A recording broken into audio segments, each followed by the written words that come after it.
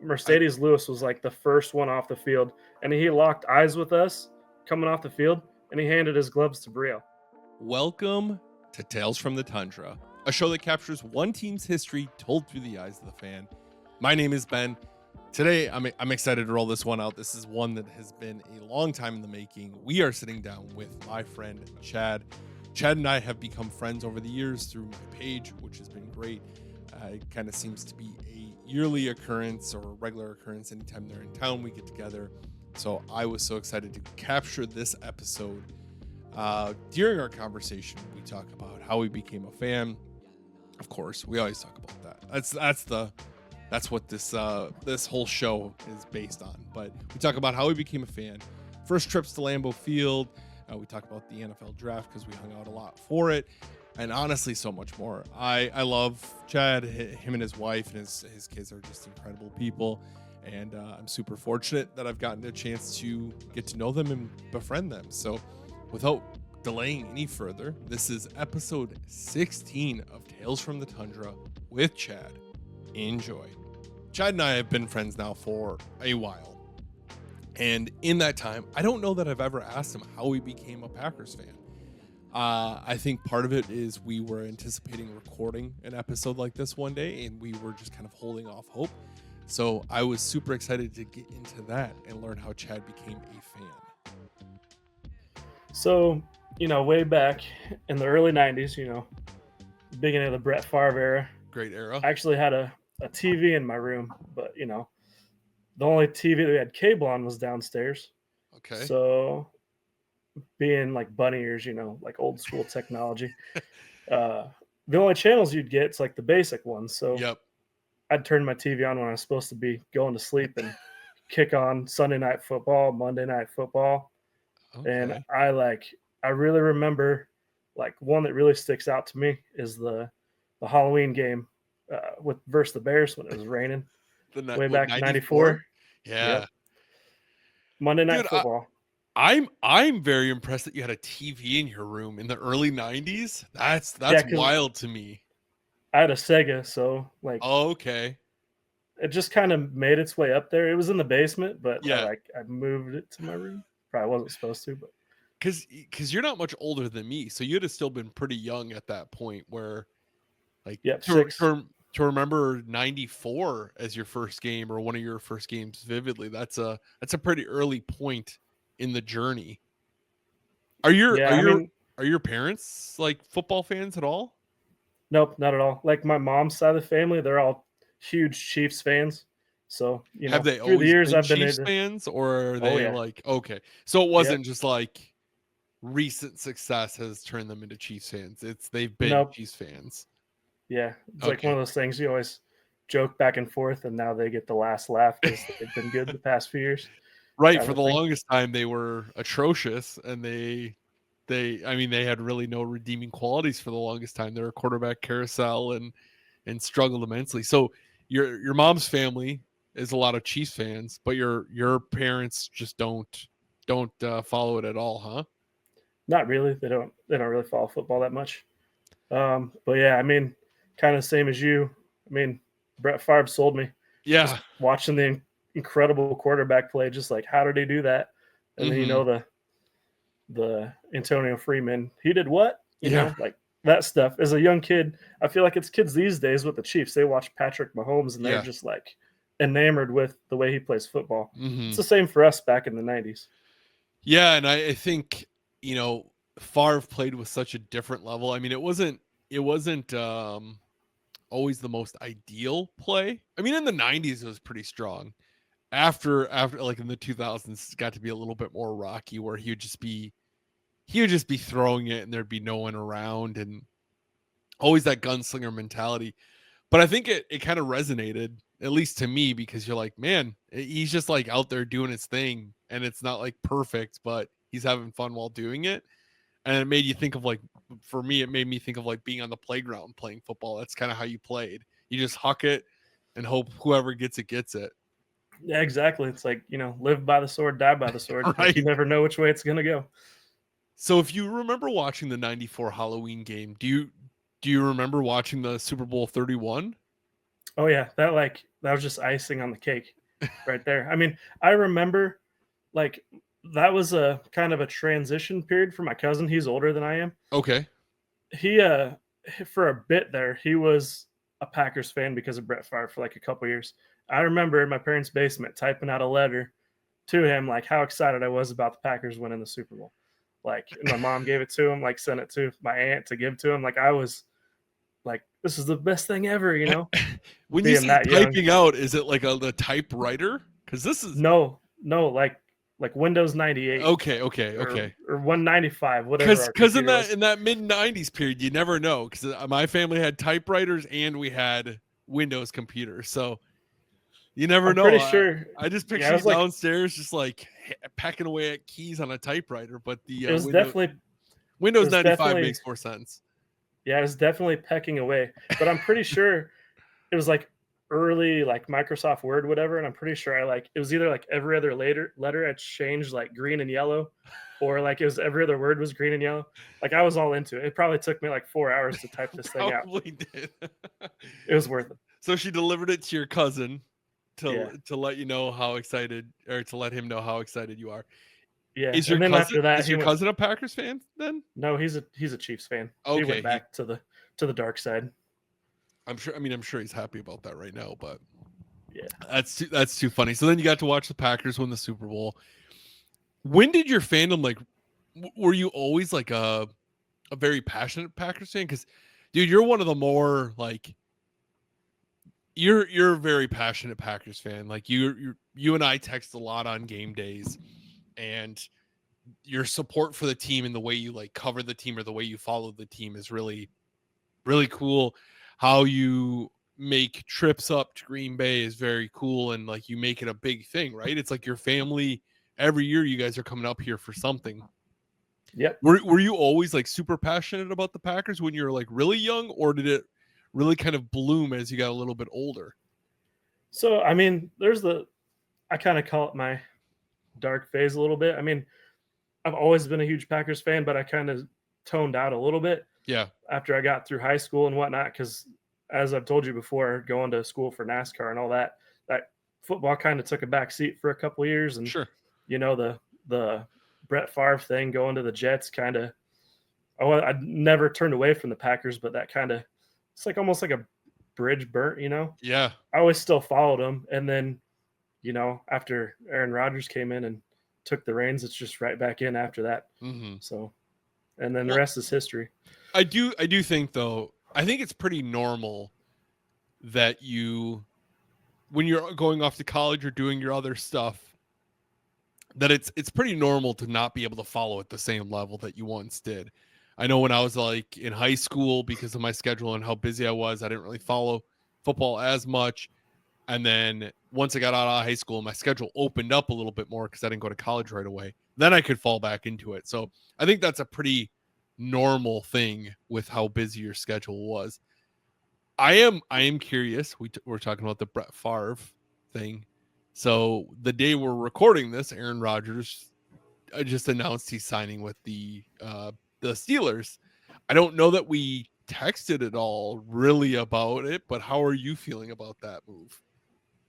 I mean, I'm excited for him. I mean, hopefully he has success there, but not when we play him. I mean, I hope Jordan Love goes and puts it to him, because we haven't won in Pittsburgh in how many years? So it'd be cool to do it against Aaron Rodgers. Yeah, because we didn't win in 2009. Right? We didn't win in 2017. I mean, we only play there every 8 years. So yeah, because I was there in 17 and watched Brett Hundley.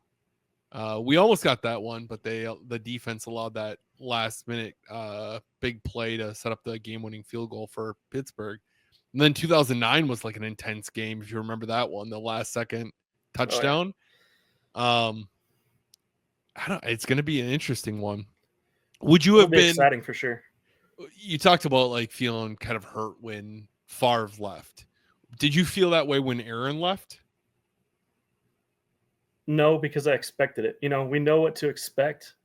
We watched the Brett Favre saga play out, and I feel like it couldn't have been any worse to me as far as all the Brett Favre stuff. Yeah. I mean, unless Aaron Rodgers was like super spiteful and went out of his way to, one up Brett, but I mean, we all saw it coming. The writing was on the wall. It was time coming. I mean, maybe a year too late. Maybe some people say, but I mean, I think it'd be hard to like move on from a guy that won back-to-back MVPs and then just like be done with him at that point. I feel like Packer fans would have really been livid at that point. Value-wise, you'd have gotten a lot for him, like the Russell Wilson deal. But I think it's hard to, at that point, move on after seeing back-to-back MVPs. I do think a lot of people hate on Rodgers a lot, but I think the way he handled everything really was in the best interest of the Packers. I don't remember if we talked about this during the draft, but he could have very well said that he was planning on retiring and waited until training camp and then not allowed the Packers to really have time to negotiate anything. He could have just said, oh, no, I decided I'm going to come back and play. And then kind of did what Favre did, where we had to just force trade him and get rid of him and maybe leave equity on the table that we could capitalize on, where him letting us know so early on in the year allowed us to kind of negotiate for months with the Jets to get a deal that we thought was a fair deal with it. So I don't know. I think the way he's handled everything is like kind of stark contrast to Favre, which I think has made everything maybe a little bit easier to handle. It didn't feel as dramatic for me. Me either. I mean, it's one of those things. It is what it is. You can't control it. I mean, it's going to be what it's going to be. He's going to do what he wants to do. I'm one of the people that I don't care about his personal life. He can go do whatever he wants to do. Believe what he wants to believe. I mean, what he does on the field is what I grade him by. So, yeah, for sure. I mean, and what he does off the field isn't really to me that crazy. He's a little out there, right? But he's not like hurting anyone. He's not doing some other stuff that some other quarterbacks have done off the field that's maybe a little bit more questionable. But I mean, the sound bites are fun, like he's on McAfee or whatever. It's always a talking point, dude. He loves to get the media chirping, that's for sure. So when did you come to Green Bay for the first time? So the first time we went, like I honestly, in my life before I went to Green Bay, I probably never would have thought I would have made it up there. Because like nobody really around me was a Packers fan. So my wife and I got married in 2016, and she suggested, hey, for our anniversary in 2018, let's go catch a game. So I'm like, you're serious, right? And she's like, yep. So she set it all up. She ended up finding tickets row 2 behind the north end zone. Wow. Yeah, I mean the rest is history. What game did you see? It was the Bills when we shut out the Bills. Oh yeah, it was like the beginning of the end for McCarthy. The post game press conference, like it was just the shade being thrown in the press conference, and Aaron Rodgers like, yeah, we won, but is it really a victory? I mean, we didn't do that great. Yeah, that's right. That's right. Because was that 2018? Yeah, if it was the end of McCarthy, that was 18, the 100th season. Mm-hmm. It was the week after the Clay Matthews debacle versus the Vikings, and we should have won that game. Ended in a tie. Yeah, that was a mess of a game. So was Tiffany a Packers fan before? I pretty much made her one. Her dad's a Bears fan, so that's good back and forth all the time. Yeah. I remember talking about that. You and I have talked about that multiple times because Ryder likes to give him grief and kind of go back and forth with it. What is that like for like when you and Tiffany first started dating? Were you guys just giving each other crap all the time, or was that kind of a weird thing at first? No, I mean, it wasn't. We didn't really talk about football that much. I mean, we watch it, and then one of the first things she got me as a gift was a Clay Matthews jersey. Okay. So after that, that's what kind of bled me back more into, watching it more because I have someone to watch it with. Right. And from there, I mean, I don't think we've honestly missed very many games since then. We started dating in 2011. So basically right after that Super Bowl. Yeah. And then just the rest is history. Mm-hmm. She's a trooper too. That first game we went to on our anniversary, she was pregnant with Brielle. So she hiked all the way up and down the steps. multiple times, having to go to the bathroom. Yeah, dude. So Yeah, trooper. Tiffany's the best. I mean, really, she does in all of our trips, or all of your trips that you come up and times that we see you, dude. She's putting in the Rock work star. on stuff, and yeah, I mean, really, she is a rock star. She's the best. And also, I think she's probably won more prizes on my giveaways than anyone in the history of my page. Yep. She just Yep. We have like a shelf, or I have a shelf in my pack room that's just a spot for Tiffany and Chad's prizes that they win during the weekly giveaways, because it can happen that frequently, especially in the live show. She was cleaning up there for a minute. Oh yeah, she we got a joke, because you always joke with me about we need to move up there, so you got a neighbor, and I think we've got like all the prerequisites in place, except for I'm working on her winning the lottery so we can buy a second house up there. That would be helpful for sure. I tell you that. I tell Chris that. I tell a lot of people. I'm trying to use my page to recruit friends of mine that I've made through my page to move up, so I can have more friends in the area. We need to like make our own cul-de-sac and just... So in Green Bay, I don't know if you know this, but there's a Harry Potter cul-de-sac, or a Harry Potter neighborhood. Oh, seriously? And it's like Quidditch Court and Potter Drive, and I don't know, all of these different like Harry Potter. It's all Harry Potter themed street names. It's super expensive to buy a house there, but I think we just need to make like a Packers one, right? And we'll just pull all the people up for my page that aren't completely nuts, and then we'll just make our own little neighborhood of just Packer streets. Yep. Then we don't even have to do live shows. We can just hang out. I'll just share a huge backyard. Yeah, we'll just have set up a podium or something like that. You can just go up there. We can all take turns rambling, and make life a lot easier for me. That's for sure. Now that we have that that idea plotted out, I think we can get that going in the motions here. I was gonna ask you something. So, when did you start going like every year? Because you guys had Brielle, and I'm sure, was there a time where you kind of took a pause on it at that point? Because now it's every year you guys are at least coming up one. Yeah. So after we went, I mean, we loved Green Bay so much that when she was born, we're like, we should do this every year, make it a tradition. We took her up to family night the first year when she was, I think, August. She was only like 4 or 5 months old. Wow. We took her to family night. Yep, and we sat row 1 right behind the south end zone goalpost for that. You guys always find and snipe the greatest tickets for family nights or any of the stuff you're doing, because there's the last few we haven't had as good success, but no. One year for that one, like when Ryder was a baby as well, you guys were like up there as well. Mm-hmm. We actually scored the 4 seats right to the right side of the tunnel. And unfortunately, that was like the crappiest weather we've ever experienced. That was bad. It was raining and everything, but the throwing net was right in front of us. So, I mean, Rodgers was throwing those 30, 45-yard dimes like right in the net, right in front of us. He was on that most night. Most incredible thing I've ever seen. I'm like, it was so cool. He was on that night for how bad that weather was. He was just sinking them. Yeah, and then you bring your GoPro too, right? So you're always getting everything on camera while you're doing it.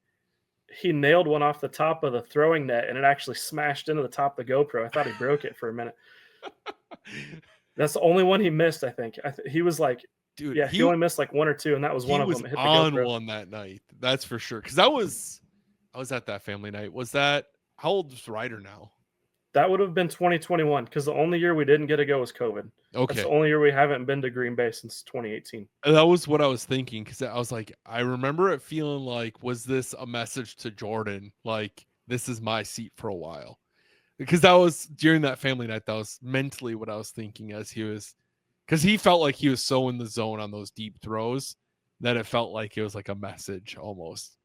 Yeah, that was Jordan's rookie year, right? Because they came off the field early, and Mercedes Lewis was like the first one off the field, and he locked eyes with us coming off the field, and he handed his gloves to Brielle. Like, that was the coolest thing ever. Like, We still have them. Yeah, you guys got big all dogs. Both of them, right? Yeah, both. He handed us both pairs. And she got high fives from all the players. I mean, I have it all on my GoPro footage. She got like Jordan Love gave her a high five his rookie year. I mean, it's like words can't even describe that feeling. You know, being able to take your kids and have that experience. It's like, so both my kids think every time we go to Lambeau, they're gonna get stuff from players every time. Like they're spoiled.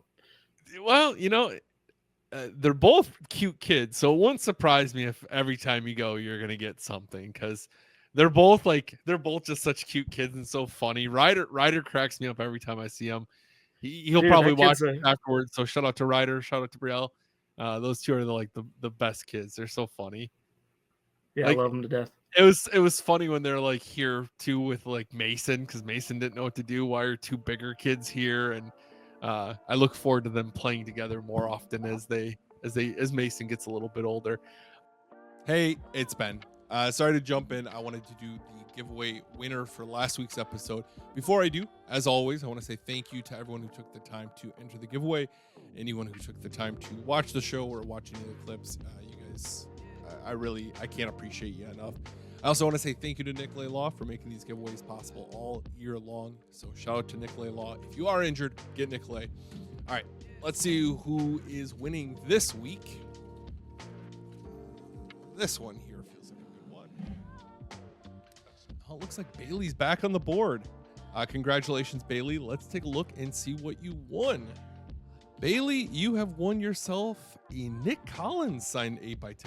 Nice. That's a great one. I will ship that out to you this week as well as Luke's prize from last week. Yeah, let's get back to our episode with Chad. Thank you once again, everyone, Nicolay Law, and everyone who's watching. I appreciate you guys. Let's get back to our conversation with Chad.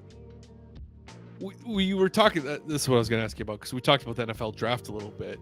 So we got to go to the draft. We got to see each other and hang out pretty much all 3 days at the draft for the most part.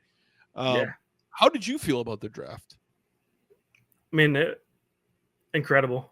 I mean, it exceeded every expectation I had. I mean, when they're talking about, oh, we're only going to poll like 200,000 people for all 3 days.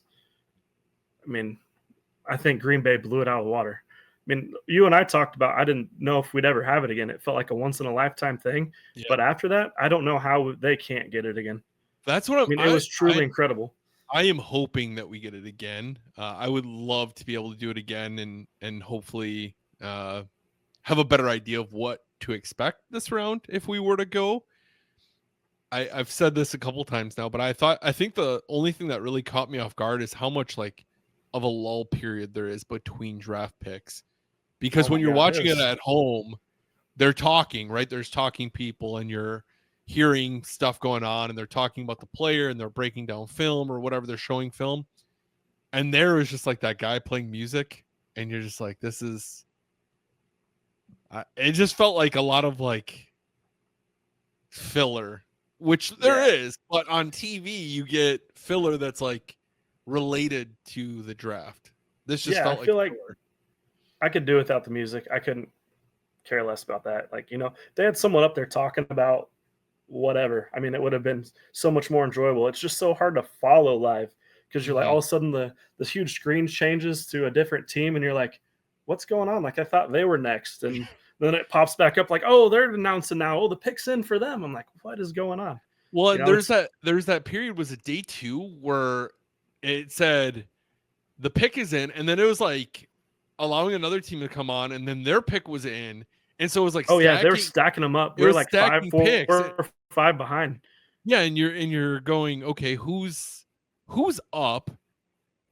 Did at one point I think Packers were one of them that got stacked in there. So you're like, did they trade away their pick? Because it says so and so's on, like the pick is in for so and so is on the clock, but the Packers were in there. So what it just made it really confusing at times when you, like you said, that there's a very modest announcement, but there's really not even an announcement. Someone just comes over and says like the Packers have made their selection and then so and so is on the clock, but it's loud. You can't really hear anything. So it's just like good luck to you. I tell you what, though, there wasn't a better feeling than watching that stage turn green and gold and just the go Pack Go chant start, just everybody, just that's all you could hear, just everyone cheering on. It was like the camaraderie was so great in that atmosphere. I mean, I felt like even all the other fans from other fan bases, I mean, they were so incredible. I mean, I feel like Green Bay invited them in with open arms, and they were just enamored too with just everything. Yeah, I think the only like really weird experience we had was with other Packers fans. It wasn't even with any other fan base. Oh yeah, Because were you there when that dude came up to us and was like, you might have walked back to the hotel at that point to check on the kids or just see how everything's going. But that fan that came up to us and was like, F Lucas Van Ness, right? And we're just like, what? yeah, I would have probably went off on that, dude. I ended up I was like, I was like, no, not right. And he's like, why are you here then if it's not that? And I'm like, I'm here to support my team. And he's like trashing Lucas Van Ness more. And I was like, and who are you? And he's like, I'm a nobody. And I was like, exactly my point. So like, dude has achieved more at such a young age. Top 1% of people in the world doing what he does. And you're acting like it was just a young, dumb, drunk kid. And yeah, it's just like, what are we doing here, guys? I'm a Lucas Van Ness guy. He's from Iowa. I mean, you got to support him. Yeah, you're in Iowa because you're in Iowa. You're an Iowa fan through and through. I remember the Josh Jackson pick. Yeah, I remember live by the sword, die by the sword. It goes back to it. But I remember how stoked you were. We didn't text. I think we messaged a little bit on Facebook at that point. But I remember you're like, oh man, we got Jair and Josh Jackson. Like this is the greatest. And then dude, Josh Jackson did Josh Jackson things. But I think, were you able to get a cheap jersey from the pro shop after that? Or did you buy yours full price? I got one. No, I got one when they did like a 10% off sale. Like I got one at a discount. But I mean, even the cool thing, to circle back to the 2018 game we were at, my wife booked the hotel that's over by the airport. And we didn't know then that it was the official hotel of the Green Bay Packers. Oh, sure. So like the room we were at, or we came out, I think we did the stadium tour. We came back from tour in town and whatnot. And where we parked at the back of the hotel, everything was like caution taped off. And we're like, what's going on? They're like, you can't park here. Like, oh, okay. And then throughout the day, we started seeing like expensive cars rolling in. We're like, something's up. And then we find out that it's players. You see people walking in, you know, and from our room, we could actually see the lot. So, I mean, I think saw Blake Martinez walk to his Tesla. Josh Jackson, I saw him walk to his car. I mean, Kenny Clark had some big lifted truck. I mean, we just were watching him walk back and forth. There's a security guard standing like the breezeway, kind of like keep moving, you know, like you can't stand here, keep moving. Right. Just so people wouldn't bother players. But yeah, I mean, my wife's the best. I don't know how she does it, but she always finds the best stuff. Hotels, seats, tickets. I don't know. Yeah, and she's incredible. She's such like a thoughtful person too. I mean, you guys sent me that draft shirt this year, completely unexpected and completely not necessary, but dude, she's just so thoughtful. She's an incredible person. I'm super stoked on my end that I've had an opportunity and a chance to get to know both of you and now your kids too, and you know, happy to consider you guys friends. And I always look forward to when you guys are in town getting together and getting dinner and just catching up. Talking about the draft, was it you that recorded the Mark Murphy clip when he was announcing Matthew Golden? What did you record on that, or was that Corey? Because someone got a recording. They're recording Mark Murphy talking, and then the guy next to us yells, "But Mark, who did we pick?" Yeah, I recorded it already. Yeah, he's like, the guy next to us was like, "Tell us the pick already." And that video clip is like just perfect. But going to that, what I said yesterday when I was recording a podcast with Thomas, that it felt like the Pope getting elected because it was the first time we've taken a receiver since 2002. How did you feel being at that and being able to experience that moment as a Packers fan? It was incredible. I mean, I can't really put it into words. I mean, I almost feel like Goody was like, if I don't do this, are they going to like get the pitchforks and torches out? Like, they might have chased Good out of town that day. I don't know, but it was incredible. I mean, just like I said before, the atmosphere of Lambeau when Mark was foreshadowing like the first time, and and everybody just instantly knew that we were taking a wide receiver. Right. It was gold. It was funny because you no pun intended, right? It was golden. Yep. Golden. Oh yeah. It was gold. It was kind of funny because when he said that for the first time since 2002, you heard like a portion of the crowd pop off, right? The ones that knew, because some fans were just there and I don't think they knew what that meant. I think some people are just like, whatever, because it was like for the first time since 2002, and you had a nice eruption of crowd noise. And then it was like the Packers are drafting a wide receiver, we're picking a wide receiver. And then the rest of the crowd pops up too because they got it. That was the other thing, kind of going back to the draft, is you have no idea where the board is on anything. I couldn't remember what players were drafted or picked.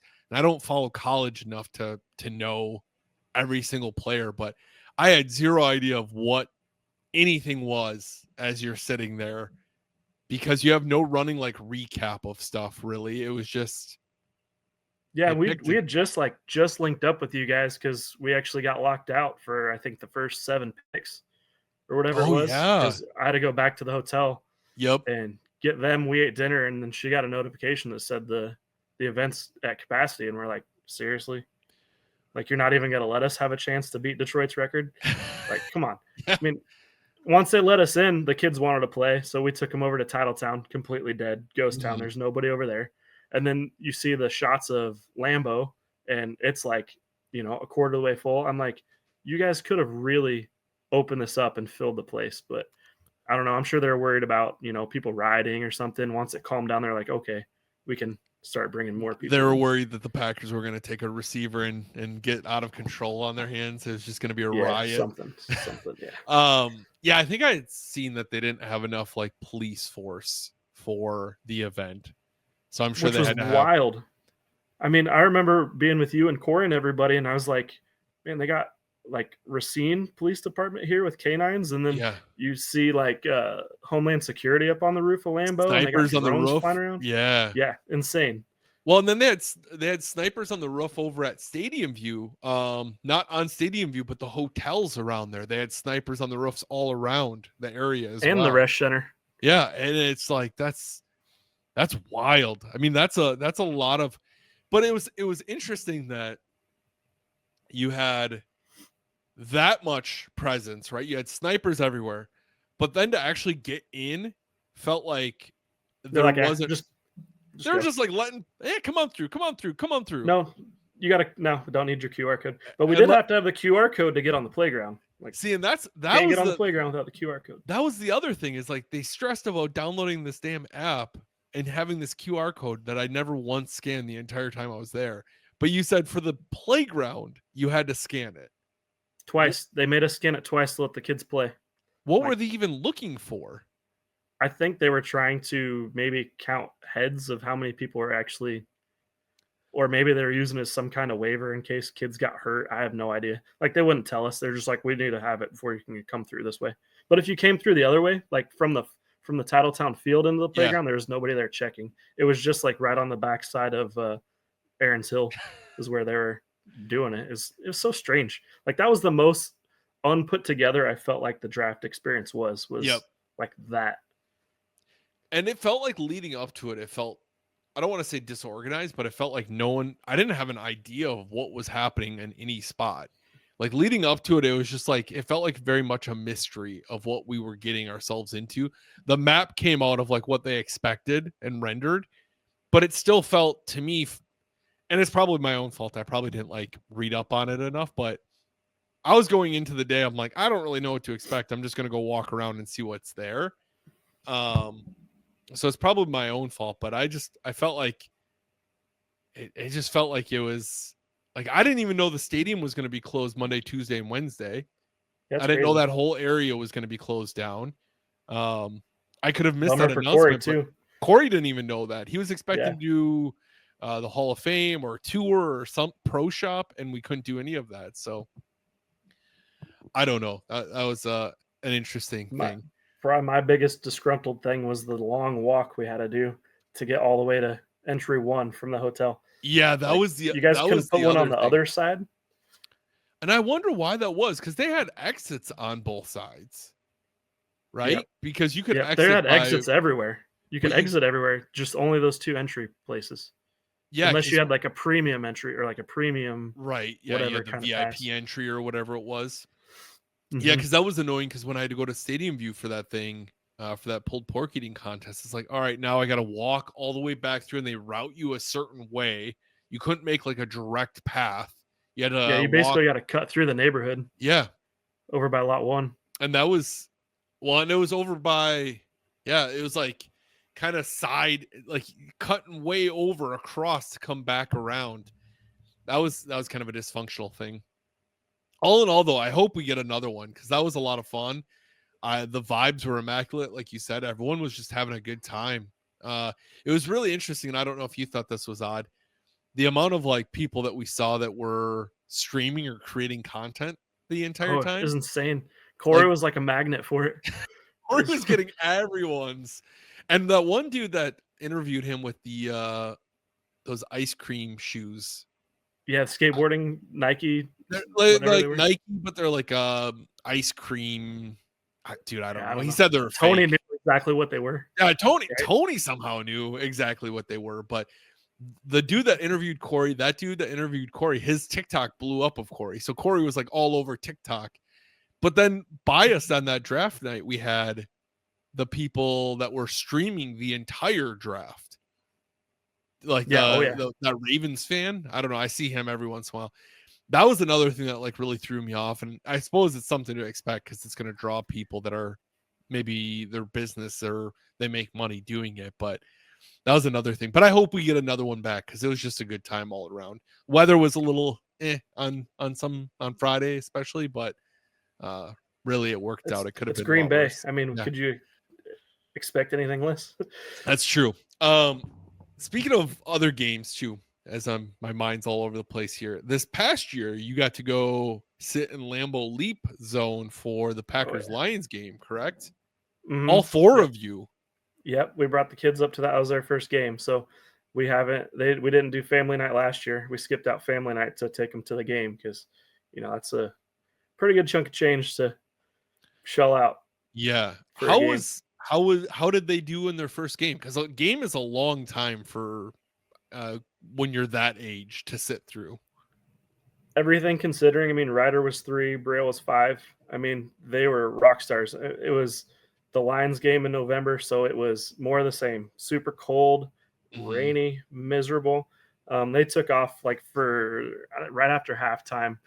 The whole third quarter, they went and got hot chocolate and kind of warmed up a bit, and then they Yep. came back for the fourth quarter. But I mean, they were rock stars. We're walking down the stairs, and Ryder makes friends wherever he goes. Right? People give him money. People give that kid everything.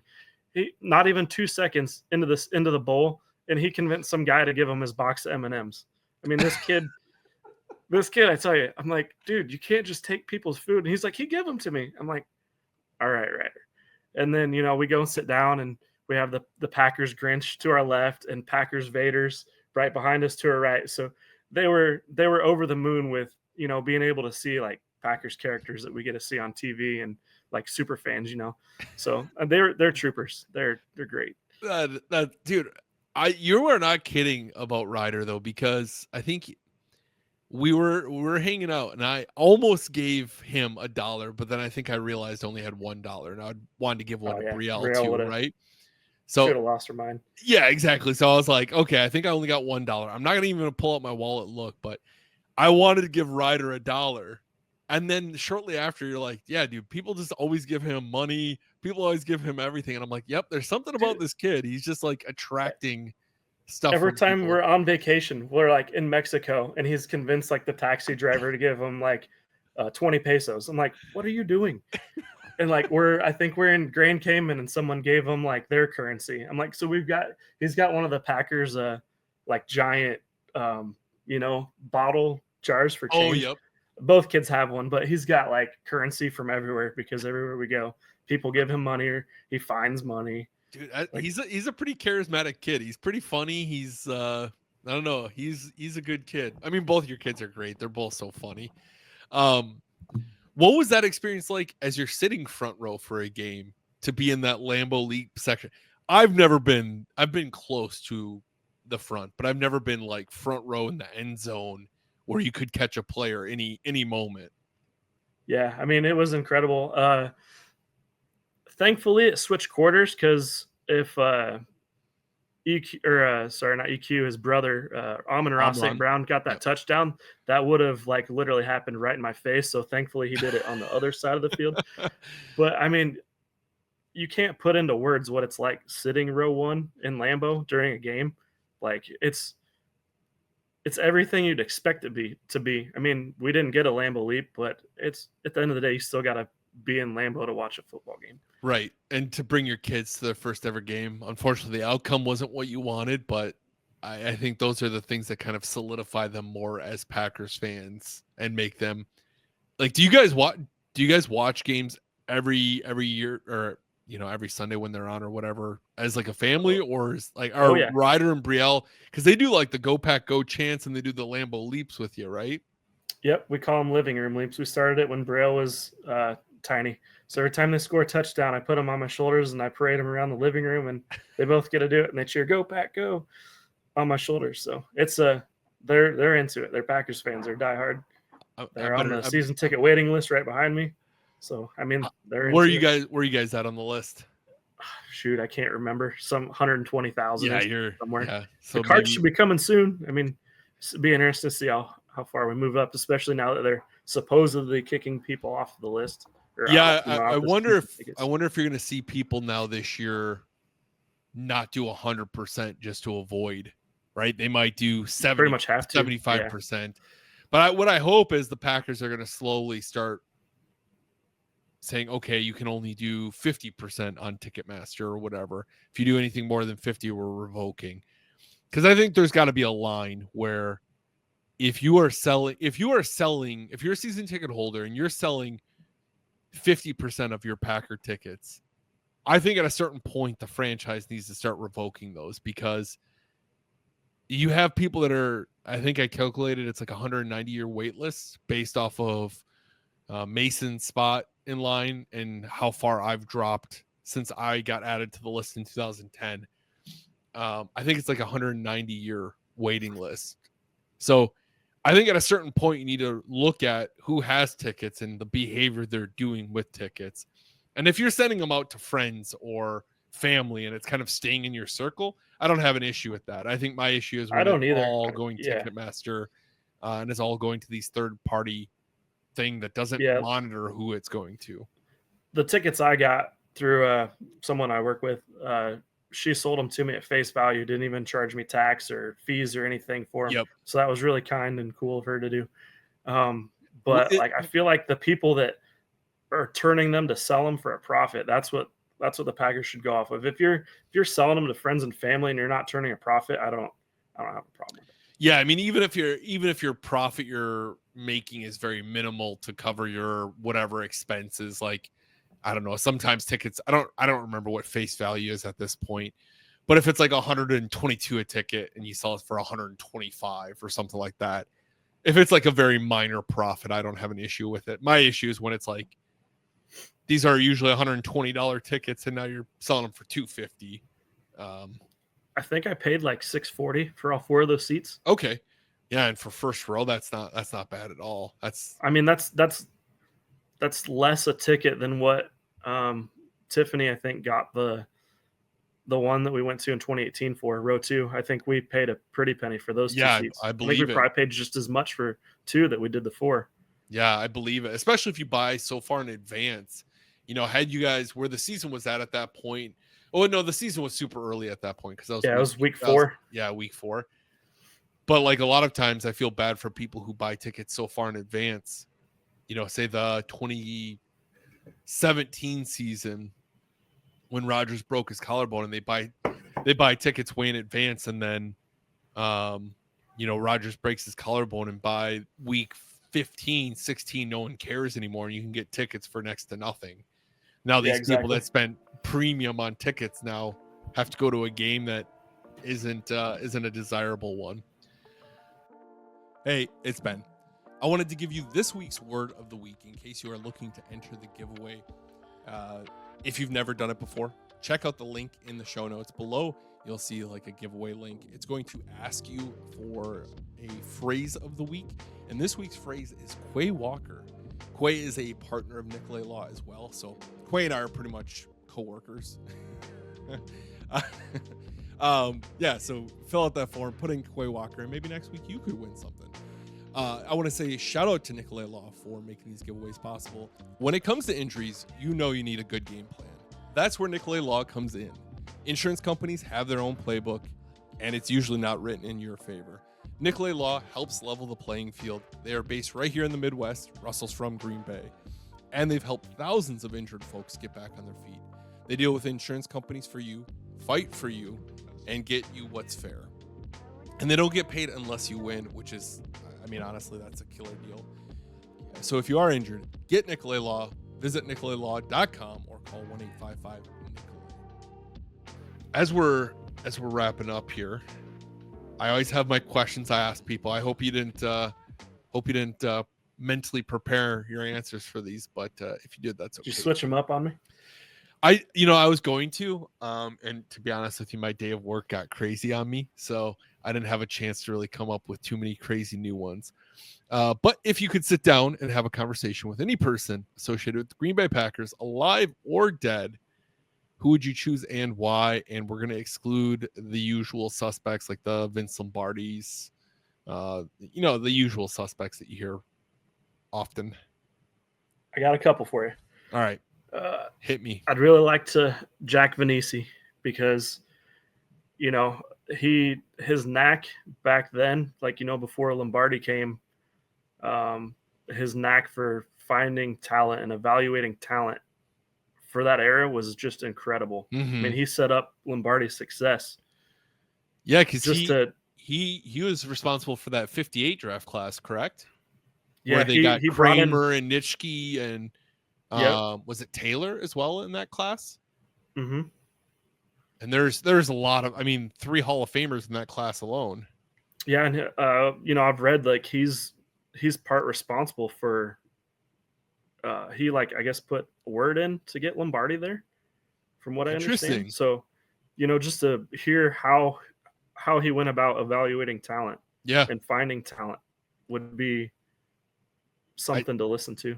I dig that answer for sure. That's a name pull big time there. I haven't had that one yet. And my second one would probably be Steve Mariucci. I'd just love to hear his stories about Brett Favre. I think that's a great one too, because you don't hear that name pull as often on these, but he would be a funny one. Him and Gruden from back in the day when they. I was just gonna say, you've sent me some clips as of late about Gruden's telling some stories. I love the spotted cow pull, by the way. I didn't see it. I saw the full first drag and I saw the colors, but by the time I saw it fully, you'd put it down. I love the spotted cow down in Iowa from your most recent trip, I'm guessing. Do you guys load up? Yeah, I got my. Do you load up? We didn't this time. I still have some from the last time we came. Okay. My splurge this time was the 2 different draft special beers that I got, and I paid a pretty penny for that one brand. Yeah, you got 2 4-packs? Is that what it was? 2 4-packs, and I spent way too much on it, but I'm like, you're not gonna find this again. It's once in a lifetime. I got to get it. The lady on us, she said, go to Woodman's, they got it. And we ended up finding a whole different one. I'm like, well, I guess I'm getting those too. So we hauled all the way back to Cheese & Co. to get those. And then she told me how much it was. I'm like, okay. Yikes. Yeah. Okay. Yeah. Now, like you said, it's a one-time thing. It's, you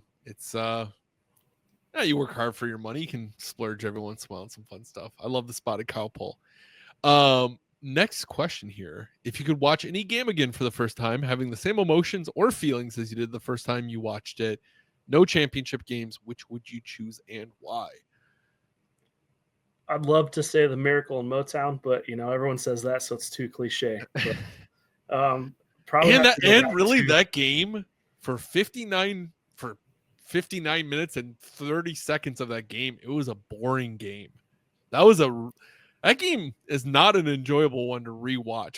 The ending It's phenomenal. And if you don't know anything, you're not prepared. But that game was boring. Just for the ending. Like, I think that's the most just I've the ever been ending. hyped. I remember we were laying in bed watching it. I think I jumped up on the bed and was like just going absolutely like losing my mind in my life. Like, what are you doing? Like, but Yeah, how the can you ending. replace that feeling? That's very true. That's one of the few that I remember vividly where I was at of like that ending. So you're not going to do that one because you said it's too cliche. No, that's not. I won't do that. I think one. it's an honorary mention for sure. Honorary mention. I think I'll probably have to say, the Antonio Freeman. He did what game? I mean, that not many people talk about. I mean, it's still pretty cliche, but I mean, the feeling that like being a young kid and watching Brett Favre do that on another rainy night versus the Vikings, it's like, it's just legendary. Well, that whole game was kind of weird and back and forth. Like their kicker, the Vikings kicker, like or the holder botching the hold, and rather than just like spiking it down and giving them another attempt at it, because I think they tried kicking it on third down, he got up and scrambled out and threw an interception, which then brought it to overtime. If my memory's not mistaken, but that game was just like all over the place because it was such a rainy, gross night. So I think that'd be a fun one to kind of relive for the first time. That's another one I snuck, watching in my room. I was going to say, I remember that one being a tough one because it was like bedtime and we were trying to persuade my dad to stay up because I wanted to watch the game. Yeah, he shouldn't have had an excuse to tell you no because he's a Vikings fan unless he thought they were going to lose, Yeah, I know. That's what. Yeah, I mean, on Big B's Big B's episode, I think he said that his mom made him go to bed for. Mm-hmm. Was it the Miracle at Motown game? I think so. And then right. she made him go to bed, and then he woke up, and she's like, "Oh, I'm so sorry. I'm so sorry." So, like you got. You never know when that moment's going to strike that you're going to miss like an iconic ending to a game. That's why I don't ever stop watching. I mean, like you and I joke back and forth trying to reverse psychology it or whatever, you know what I mean? But you got to watch. You got to watch it all the time. I'll never shut off a game early, but you and I definitely try to do that reverse psychology to each other of like, not to each other, to the universe, where I'll text you, I'll be like 4th and 2. I'll be like, yeah, dude, I know I've seen this Packers defense enough. They're not getting this stop. And then you're just like sitting there like, okay, I threw it out in the universe. So hopefully the universe can prove me wrong. And then sometimes it works, sometimes it doesn't. It probably has nothing to do with me saying that, but that's kind of our ritual we've built up now. Yeah, I had the one thing that I had when Aaron Rodgers was there, when they're on offense, it was always like 3rd and long. I always called it the shit show play. He's just gonna sit there and get sacked, take a sack on 3rd and long. Like, yep, the shit show play. But not until we ran down the clock to like 1, took the timeout, then you'd come do that play. Yep, that's the shit show play. You always had to take like a timeout, run it down, which he does that for a reason, and there's a lot of benefit to it. But it felt like every single time it was a 3rd and long, run it out, timeout, sack, and you're like, every time, man, especially towards 30, the end. 30 commercials in between, like it's. I'm sure it's that guy injury. Like, what is the play already? Like it was at the draft. It's the same guy. Yeah, that's great. If you could attend any game in the history of the Green Bay Packers, minus the championship, so no Ice Bowl, Super Bowls, etc., which are you choosing and why? Man, I would have really loved to be at that Bears game in Lambeau with the biggest comeback that Rodgers had, the Miami game. I feel like that would have been absolutely insane to watch that comeback happen. Because there's halftime, there's probably people even like, they're not coming back from this, and it's just remarkable, like stuff legends made of. That's another one that I'm like, I'll always remember where I was when I watched that game, just because those are those games that just stand out to you forever. So I think that's a very fair answer. I do have this question. This isn't part of it, but with the Ice Bowl thing, would you, if given the chance, would you go to a game now? And I'm not going to say the Ice Bowl because we know the outcome of the Ice Bowl. Would you go to a game that was that cold at Lambeau Field now? I'd want to experience it once in my lifetime. I feel like it's like a calling as a Packers fan. If you don't experience a cold weather game at least one time in your life, are you But really getting a full there's experience? you're in the Midwest. There's cold, and then there's cold, and then there's ice bowl cold. Like, because I feel like you can experience a cold weather game without it being ice bowl cold. Yeah. I mean, they're saying with like wind chill, it's like what, -50, something like that. Like, I don't know that I would want to sit for 3.5, 4 hours in -40, -50 degree weather.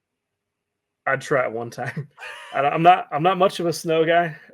I don't really care for the snow, but I mean, I You're a feel like better man snow than and me. football is like synonymous. Like they go hand in hand. Like if you got a game going and it's snowing, like that's cool to me. But like I guess the older I get, I just hate moving it. You know, I hate Yeah, shoveling it. I hate snow blowing. I Just one of just those hate things. existing in Working it. on cars is like ruined me with snow. I hate being underneath something. It just drips on you. Oh, I bet, because even though the shop's warm, not everything's Uh, melting and coming clean. And oh no, it's not. shop's not always warm. You got to think doors are always open and Oh closing. I yeah, get on the guys all the time. Like, you guys paying this heat bill? Like, get the doors closed. dude. Talking to you realizes like makes me realize how soft I am. Like we'll be talking about like our trials and tribulations at work. You're doing stuff that's like way more like just annoying stuff. You know, you're dealing with the elements, you're dealing with people, you're dealing with all this stuff. And meanwhile, I'm sitting at my desk with like my space heater on my feet because my feet are a little cold in the winter, you know, typing on my computer, dealing with like emails and Teams chats. I have it so much easier than you. Yeah, I always joke with my manager, like, this time of year, I'm like, well, the heat's working good again. And then we get to November, December, I'm like, the AC's back on. Yeah, Like, I don't know what you did, but you finally fixed it. Dude, yeah, I couldn't do your job. No way, no chance. You've heard me preface this probably multiple times in the podcast, but what is your most controversial take as a Packers fan? And I'll preface mine again. We kind of talked about it, but I think that Packer fans that don't go to, if they're selling 50% of their tickets, they should be revoked. That's kind of my controversial take. What is your controversial take as a Packers fan? I'm gonna tee off on yours a little bit, kind of the same thing. But if you're in Lambeau at a game and you're getting on people for standing up and cheering for their team, you should probably not go to the game. Dude, I think that's a great controversy. I'm 100% on board with that as well. I Like think that if you want to be chill and just sit there and do nothing, like stay at home.